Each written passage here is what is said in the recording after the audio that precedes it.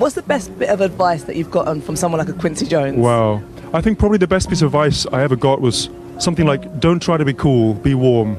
That's cool. I like Because that, yeah. the world's full of people trying to be cool, but Yeah.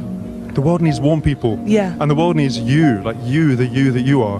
And Quincy's always been such a champion of me just being Jacob. Yeah. Whatever that means. I might be chaotic or weird or crazy or bizarre, but it's definitely me. And so that's the one thing I feel like I can bring. And it's the one thing I think that the world could actually benefit from me. Cynicism is not a personality trait.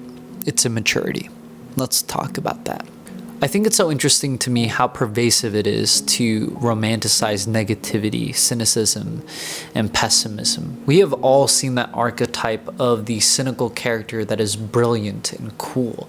And I think that that's super funny to me because oftentimes in studies, we recognize that cynicism and negativity is inversely correlated with intelligence.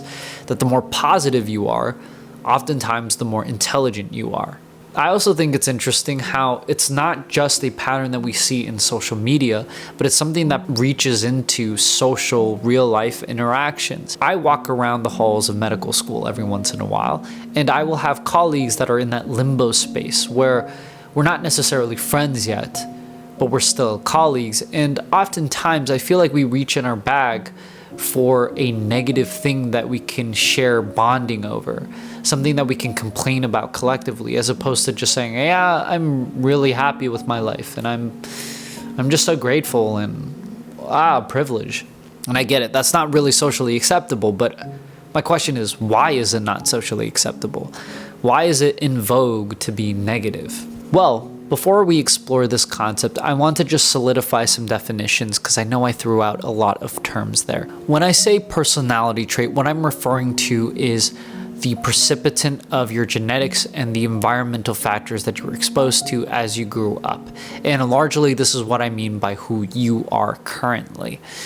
It's something that would take a lot of time to exercise agency to overcome. Now, when I talk about immaturity, I'm talking about an active choice that you are making, something that is labeled, and that presumably over time, as you mature, you would no longer make that decision. And finally, when I'm talking about cynicism, I'm not referring to Diogenes and Anasthenes and Kinikios, meaning dog, and how cynicism is etymologically derived from that. I'm not talking about the abandonment of shame and societal burdens and that type of Stoic philosophy branch. What I'm really referring to is the current modern day definition of cynicism.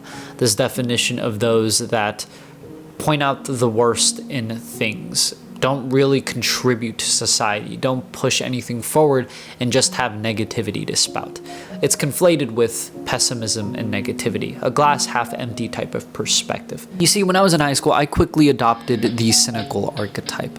I found it easy to be that type of character because there was a certain mystique involved around it, and it was a cloak for me to hide myself under. It was a way for me to no longer be vulnerable with people. But as I started growing older, I started recognizing that I was losing a lot of life experiences that other people were having because they weren't afraid to be warm. They weren't trying to be cool. And as I started going into college, I started combating this cynicism with toxic positivity, trying to see no bad in anything. And now at the age of 25, I'm realizing that the answer to cynicism is not positivism. It's not an antithetical argument, but it's balance, it's realism, it's practicality. And I guess this video is just pushing back on this growing fad of negativity and cynicism. It's not really a this is the answer type of video because I don't have any video where it says this is the answer. But it's more of an exploration. But as with all my videos, I wanted to end off with some questions. Do you agree? Do you disagree? Do you feel like the space is currently saturated with negativity and cynicism? Do you feel like you yourself had that character type, or do you recognize that character type in people and do you feel like it's sort of overdone?